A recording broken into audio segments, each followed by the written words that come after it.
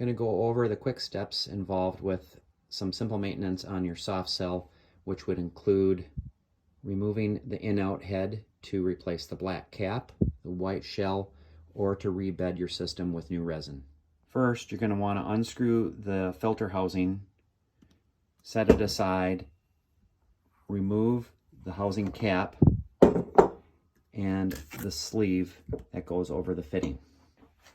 Then fold your handle back and with a pipe wrench, open the jaws and place it so you can get a diagonal fit across it like so.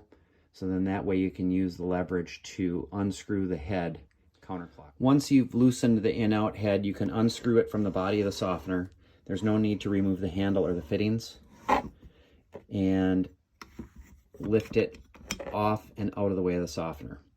What you'll see is a diffuser or a top basket, and then it may slide off of the down tube that's inserted into the bed of the resin, or the down tube may come out with it. If the down tube comes out with it, it'll look like this. This tube is pressed in up through the basket and then seats into a hole at the bottom of the in-out head. And when we put it back together, we want to make sure that that down tube seats and pushes past the resistance of a small O-ring that's on the inside. If the down tube stays in the resin bed and you need to put it back in, you'll see the hole right here.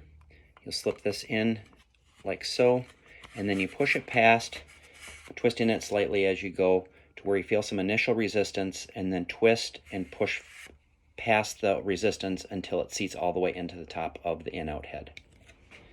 Once this is set the way it needs to be and is all the way in, that's ready to go for when you reassemble the softener. Next, you can remove the cap and the shell of the softener. That'll slide right off.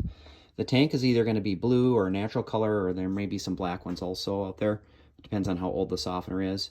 This flange or collar, when you put the softener back together, you'll just want to make sure that this is clean and the threads are clean too.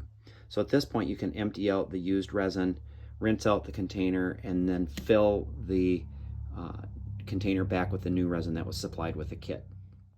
So there's an O-ring that's seated into a channel here in the in-out head. The old O-ring you can remove, and the new supplied O-ring you can put in there. You can use an EPDM grease or a Vaseline to seat it in there.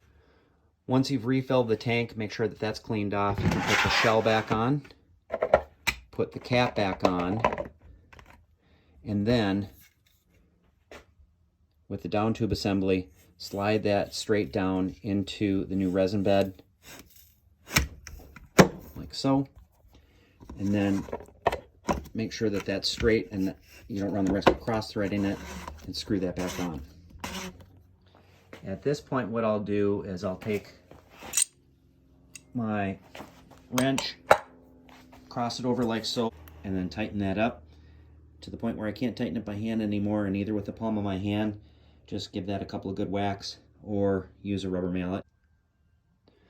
Once you've got the in-out head firmly seated back on the softener, what I would do is I'd clean up the threads on your fitting right there, rewrap that 9 times round going clockwise with 1/2 inch Teflon, put your sleeve back on, and then screw your filter housing cap back on there, and you're done.